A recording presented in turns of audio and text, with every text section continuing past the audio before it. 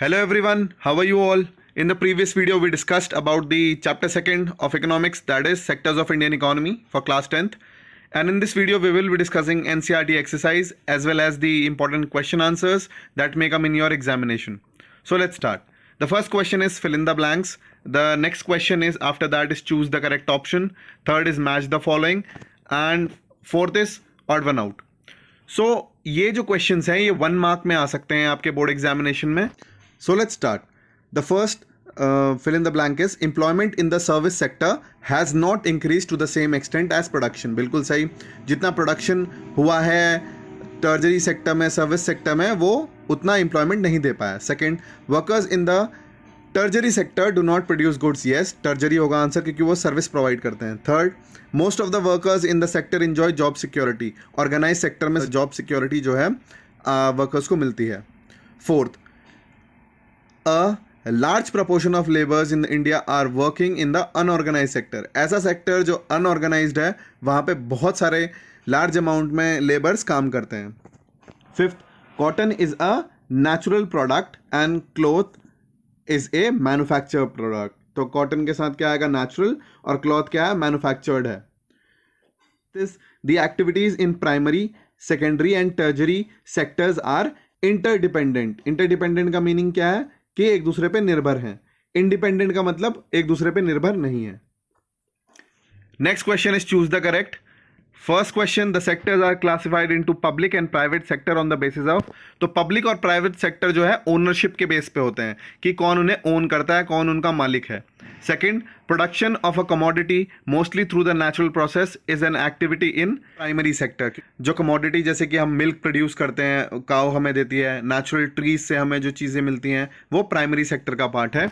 GDP is the sum total of the value of the final goods and services. तो जो पूरी final good and services होती है, आखिरी में जो प्रोडक्ट हमारे पास आता है, सर्विस आती है, उसका टोटल सम जो होता है वो जीडीपी होता है.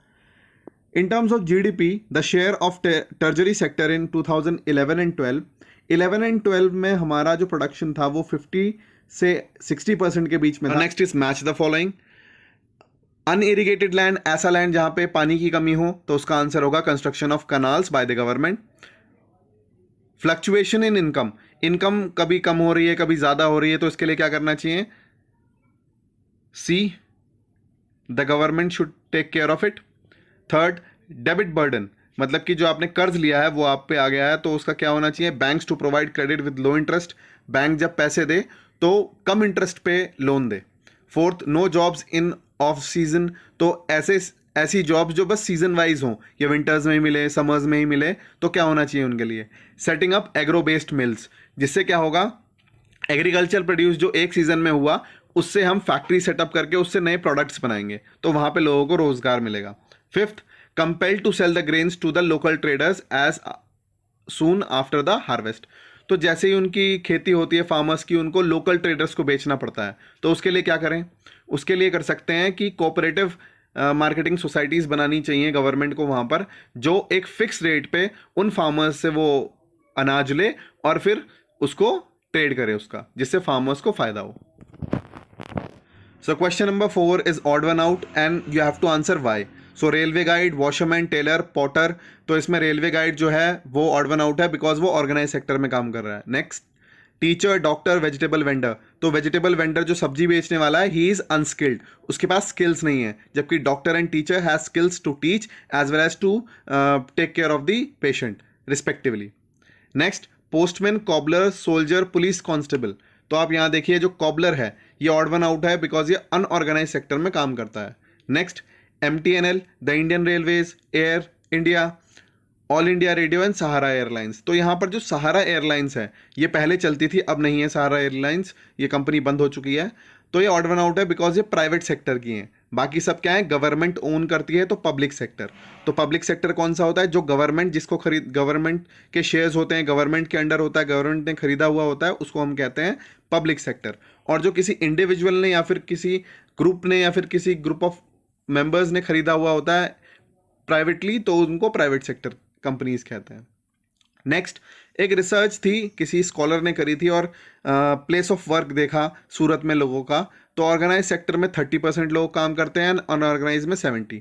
तो क्वेश्चन यही है कि अनऑर्गेनाइज में कितना करते हैं, तो आप प्लस करके बता सकते हैं। ठीक है, परसेंट वर्क दे रखा है, ये 1 मार्क्स में आता है। इस साल आया था केरला की लिटरेसी रेट कितनी है, तो उसमें जो फर्स्ट चैप्टर में से आया था, तो ऐसे ही टेबल फॉर्मेट में क्वेश्चंस आ सकते हैं। Now look at question number 6। ये 3 अलग अलग क्वेश्चंस नहीं है, ये एक ही क्वेश्चन है, लेकिन अलग अलग तरीके से पूछा गया है। So read them. Do you think the classification of economic activities into primary, secondary, टर्जरी is useful? क्या यूजफुल है एक्टिविटीज को प्राइमरी, सेकेंडरी और टर्जरी में करना? सो बिल्कुल यूजफुल है। इससे हम फाइंड आउट कर सकते हैं कितने वर्कर्स काम करते हैं अलग अलग सेक्टर्स में। हम ये फाइंड आउट कर सकते हैं कि हर एक सेक्टर का कितना शेयर है ग्रॉस डोमेस्टिक प्रोडक्ट में, हमारे जीडीपी में, ताकि हम पता लगा सकें कौन सा सेक्टर आगे बढ़ रहा है और कौन सा सेक्टर पीछे जा रहा है। इससे क्या होता है कि गवर्नमेंट उस सेक्टर को इंप्रूव करने की कोशिश कर सकती है, और हम ये भी फाइंड आउट कर सकते हैं इससे कि एक दूसरे पे कैसे निर्भर हैं। Okay, so these are the points. Question number 7। For each of the sectors we came across in this chapter, why should one focus on employment and the GDP? Employment और जीडीपी पे हमें क्यों फोकस करना चाहिए? Could there be other issues which should be examined? और इनके अलावा कोई इश्यूज हो सकते हैं जो हमें देखने चाहिए? तो एम्प्लॉयमेंट है हमारा मेन फोकस, बिकॉज ये इकोनॉमिक प्रॉब्लम सॉल्व करता है, जैसे गरीबी। अगर इंसान के पास जॉब होगी तो वो गरीब नहीं रहेगा। जीडीपी जो है वो हमें ये बताता है एक सेक्टर कितना शेयर देता है कंट्री को, एक तरीके से कितना पैसा प्रोवाइड कर रहा है कंट्री को। दूसरे जो इश्यूज हैं जो हमें देखने चाहिए वो है protection of environment, growth of basic services like education, health and sanitation. ये हमने डेवलपमेंट चैप्टर में भी कवर किया था। Question number 8, you should go on your own. Question number 9, how is the tertiary sector different from other sectors? जो tertiary sector है या फिर सर्विस सेक्टर है, ये अलग कैसे है बाकी सेक्टर से? तो जो टर्जरी सेक्टर है ये इंक्लूड करता है ऐसी एक्टिविटीज जो डेवलप करती हैं प्राइमरी और सेकेंडरी एक्टिविटीज को। ठीक है, ये खुद कोई गुड्स प्रोड्यूस नहीं करती, बट ये सपोर्ट प्रोवाइड करती है उस प्रोडक्शन प्रोसेस में। Example, goods that are produced in primary and secondary sector would need to be transported by trucks, trains, then sold in the wholesale market and retail shops। तो जो चीज़ आप बनाएंगे उसको आपको ट्रांसपोर्ट करना है, उसके लिए रोड से ट्रक्स का काम आएगा, फिर रेलवेज काम आएंगी, फिर उसे आपको मार्केट शॉप्स में बेचना है, होलसेल मार्केट की ज़रूरत पड़ेगी, और ज़रूरी भी है गोडाउन्स हो जहाँ पर ये सामान रखा जाए। ठीक है, फिर टेलीफोन चाहिए कम्युनिकेशन करने के लिए, और मनी चाहिए ये सब काम करने के लिए, बैंकिंग फैसिलिटी होनी चाहिए। So all these facilities, transportation, storage, market, banking facilities, all these things comes under service sector. Transport, storage, communication, as I said, sector of टर्जरी sector is on the rise in the most of the developing countries. जितने भी developing countries हैं तो वहां पे टर्जरी sector और आगे बढ़ रहा है, और जितने भी डेवलप्ड कंट्रीज हैं वहां पे टर्जरी सेक्टर बहुत स्ट्रांग है। Question number 10 is very important. What do you understand by disguised unemployment? Explain with the example each from urban and rural areas. तो इस क्वेश्चन का मतलब ये है कि डिस्गाइज्ड अनएम्प्लॉयमेंट होता क्या है, और आपको एग्जाम्पल देना है एरिया से और एक अर्बन एरिया से। It is a situation in which more workers are working in an activity than required. The people who are actually engaged in such activity appear to be employed but are not fully employed. ऐसी situation जहाँ पे एक काम करना है किसी भी workers को, लेकिन ज़्यादा वर्कर काम कर रहे हैं, 5 लोगों का काम है, 10 लोग काम कर रहे हैं, तो वो जो 5 लोग बच गए वो लगता तो है कि एम्प्लॉयड है, लेकिन एक्चुअली वो एम्प्लॉयड नहीं होते पूरी तरीके से।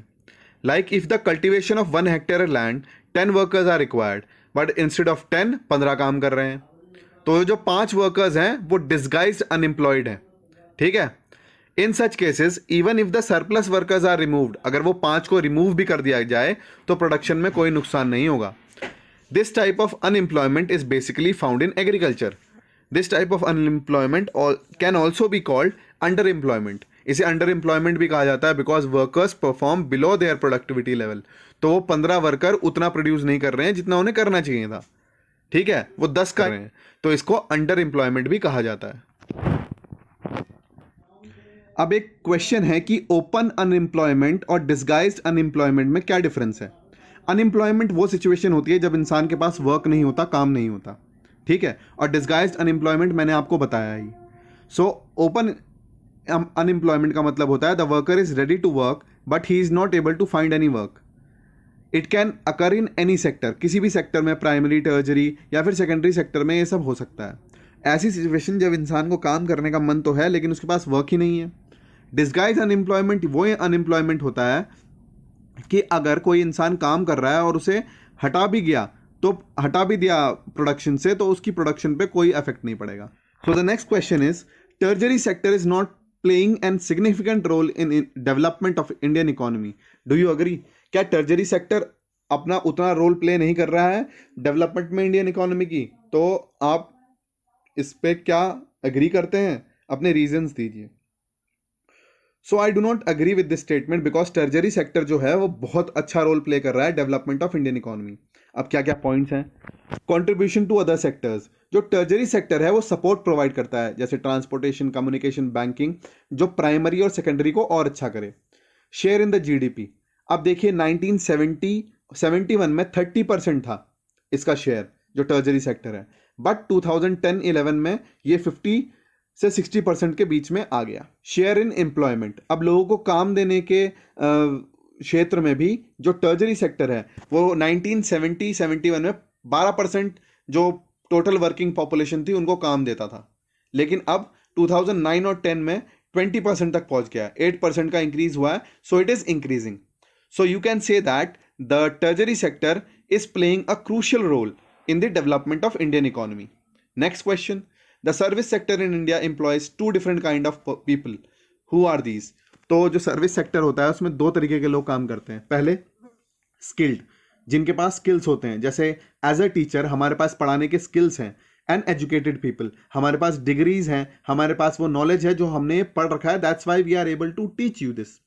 दूसरे होते हैं अनस्किल्ड वर्कर और अनएजुकेटेड पीपल, जिनमें स्किल्स नहीं होता और वो पढ़े लिखे भी नहीं होते. जैसे लेबर, जो लेबर वर्क होता है उनको एक काम से एक काम ढोना होता है, उनको एक काम करना होता है जो उनको दिया जाए. या लेबर करने के लिए ये चीज़ ढोनी होती है एक जगह से दूसरी जगह, या फिर रिक्शा पुलिंग एटसेट्रा, ये सब. Skilled and educated people include engineers, doctors, teachers, defence persons, police etcetera. जो अनस्किल होते हैं वो शॉपकीपर्स होते हैं, आप छोटे मोटे शॉपकीपर्स जो होते हैं, ट्रेडर्स होते हैं छोटे मोटे, और फार्म लेबर्स होते हैं जो लोगों के खेतों में काम करते हैं etcetera. Next question is how are activities in economy classified on the basis of employment conditions, unorganised and organised sector. ठीक है, ऑर्गेनाइज और अनऑर्गेनाइज सेक्टर के बीच में डिफरेंस देखेंगे. This came in the board examination this year. 1 mark में आया था ये question. The sector is registered by government. Government के अंडर रजिस्टर होता है organise sector. The terms of employment are regular. Terms of employment मतलब जब किसी को आप नौकरी पे रखते हैं तो उसे पहले चीज़ें बताते हैं क्या क्या, कि ये आपको इतनी सैलरी मिलेगी, इतने दिन आपको काम करना है, ये आपका काम है, ये सब. These are called terms of employment. Third, the sector is governed by various laws such as factory act, minimum wages act. ये सब वो उनको लॉज फॉलो करने पड़ते हैं गवर्नमेंट के. Fourth, this sector includes bank, hospital, schools. तो इनमें से कोई भी अगर आप एक पॉइंट लिख देते हैं बोर्ड एग्जामिनेशन में 1 मार्क में, तो आपको आंसर मिल जाएगा, आपको नंबर मिल जाएंगे. अनऑर्गेनाइज सेक्टर क्या होता है? गवर्नमेंट के अंडर रजिस्टर नहीं होते, कोई टर्म्स ऑफ एम्प्लॉयमेंट रेगुलर नहीं होती, ये नहीं बताया जाता कितने मिलेंगे, कभी भी बढ़ा दी जाती है तनख्वाह, कभी भी घटा दी जा सकती है. The sector is not governed by any act. Act जो गवर्नमेंट के एक्ट हैं उनके अंतर्गत वो नहीं आता. Fourth, the sector includes a large number of people who are employed on their own doing small jobs. तो ये सेक्टर में बहुत सारे लोग काम करते हैं और स्मॉल जॉब्स करते हैं. Next question, compare the employment conditions prevailing in organised and unorganised sector. तो इस बार बोर्ड एग्जामिनेशन में जो क्वेश्चन आया था कि जो ऑर्गेनाइज सेक्टर है वो सिक्योर्ड इन्वायरमेंट प्रोवाइड करता है, उसका आंसर इसमें आपको मिल जाएगा. An organise sector covers those enterprises of work or places where terms of employment are regular, therefore people have assured work. लोगों के पास जो काम होता है वो एक अश्योरेंस रहती है, उनको एक तरीके से परमानेंट टाइप के वो रहते हैं वहाँ पर. They are registered by the government and have to follow rules and regulation. Government ने जो रूल्स बनाए उनको फॉलो करना होता है, जैसे factory act, minimum wages act, payment of gratuity act, shop act, ये सब उनको फॉलो करने होते हैं. वर्कर्स जो होते हैं ऑर्गेनाइज सेक्टर में सिक्योरिटी ऑफ एम्प्लॉयमेंट इंजॉय करते हैं. ये क्वेश्चन था इस बार 4 मार्क्स में, तो ये बहुत इंपॉर्टेंट है, इससे रिलेटेड भी आ सकता है. They work only for a fix number of hours.